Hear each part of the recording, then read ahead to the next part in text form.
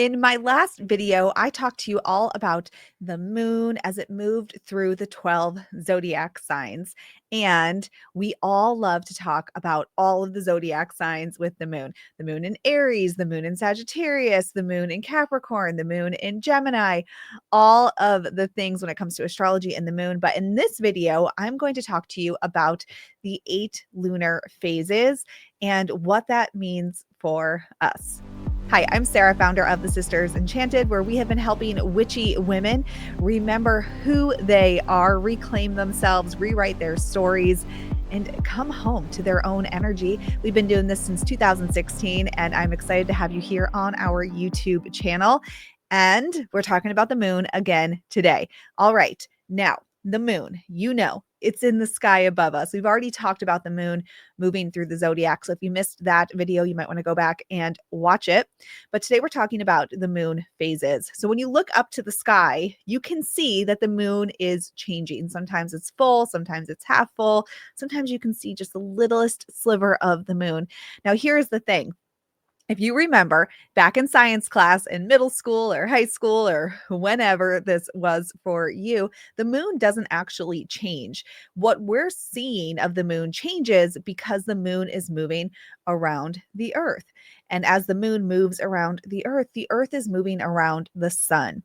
So the sun is illuminating the moon, and we're seeing different parts of that, different amounts of that over a lunar cycle, which lasts anywhere from like 28, 29 days. It's not an exact number. 29 is a good place to start when you're thinking about lunar cycles. Now, why is this important for us here on Earth? Well, the medicine of the moon is in its rhythm. I'm going to say that again. The medicine of the moon is in its rhythm. This rhythm, as the moon is completely dark in the night sky, we can't see it at all until it grows and grows and grows and expands into this beautiful, completely lit up full moon. And then it starts to get smaller again. It wanes until we can't see it once again. This rhythm is representative of the rhythm of birth and growth and death and going back to earth, compost. It's this cycle of birth, creation, death, and fading away again that the earth does around us each and every year. So we see it. If you live in a place where you have 4 seasons, you see the trees doing it all around you. And you and your energy and your life also have these cycles where you might have a new idea and then you grow that idea until it's reached its completion. And then you have to wrap up that idea and move on to something else. Or cycles in life, like parenthood. You literally have a child. The child grows and grows and grows until the child moves out, has a life of their own. And then you have to reset and figure out, what do I do next? The same with a career. If you have a new job or a new career path, you're in that new moon, growing to the full moon until it's time for the next change, the next iteration. And then you release it, you reset for the next thing. So we're always having these cycles in our lives. Our bodies hormonally have similar cycles. And the medicine of that moon, the medicine of the moon phases, is in this rhythm. When we remember to pause and acknowledge where we are in the rhythm, that is when we can start to see big change in our lives. So a quick overview for you. I do have a little handy dandy moon printout here. Probably would have been better to show it on the screen, but this is how I roll here at TSE. So we start with a new moon. The new moon is when you can't see the moon at all in the sky. It's completely dark. This is where we are deciding how we want to feel for the lunar cycle ahead. You might set a goal for the lunar cycle ahead. You might say, like, choose a word for the lunar cycle ahead, an affirmation. We love to ask you, how do you want to feel and what are you going to do to feel that way? We call this lunar intentions and solar goals.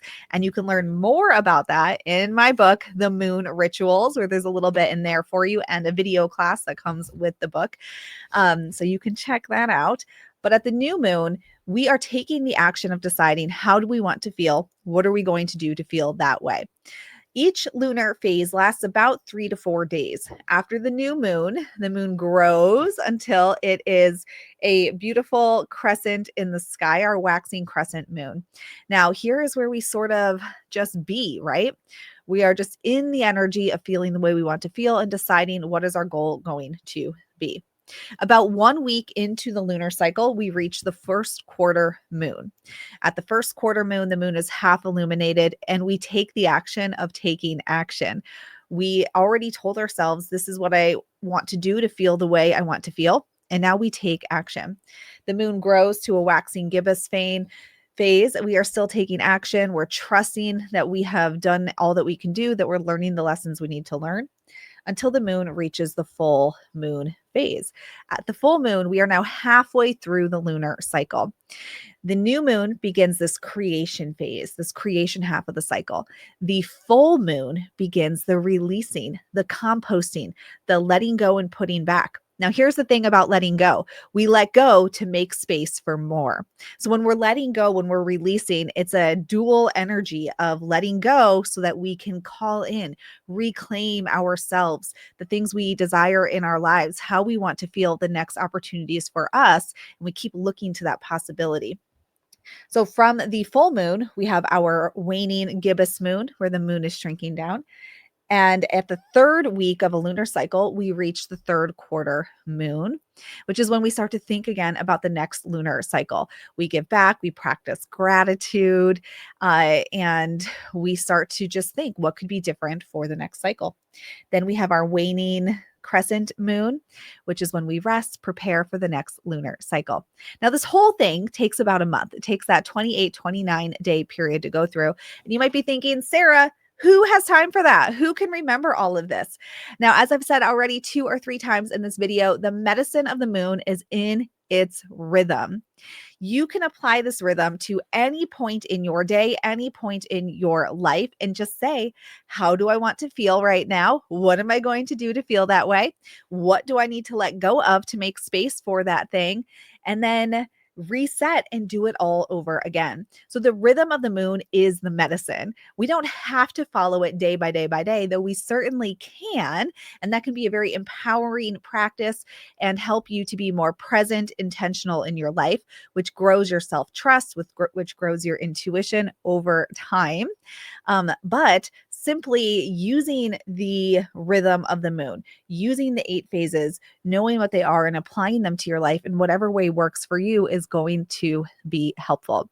Now, in my last video, as I said, we talked about the zodiac signs. What we can do is combine the phases of the moon with the zodiac sign that it's in and really deepen into whatever we're experiencing in a moment and create these spiritual practices that anchor us into ourselves so that we can get clear on how we're feeling and look to the future and figure out new ideas, ways forward that we haven't considered yet.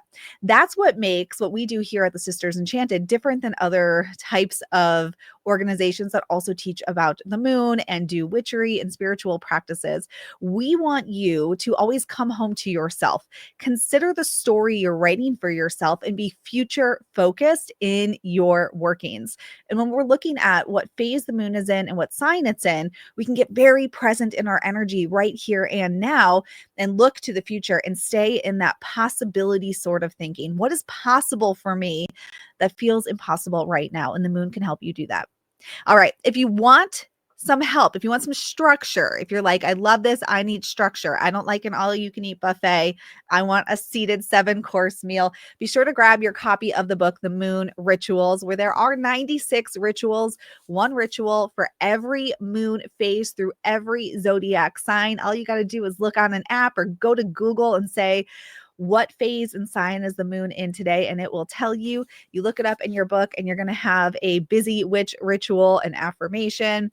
You're going to have a self-care tip and a more complete ritual or activity to do to anchor you into that energy, keep you focused and present in yourself, reclaiming your energy and keeping that possibility thinking in mind all along the way. All right. If you like this video, be sure to like, subscribe, share, leave us a comment below.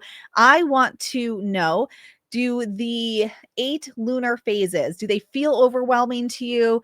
Do you already work with them? Where are you at? Just give me like a pulse check of where you are so that we can use that to help make future videos for you that will help you along on your witchy spiritual journey. All right, y'all, thanks so much for being here, being part of the Sisters Enchanted family. I appreciate you. And until next time, stay magic, Enchanted Sisters.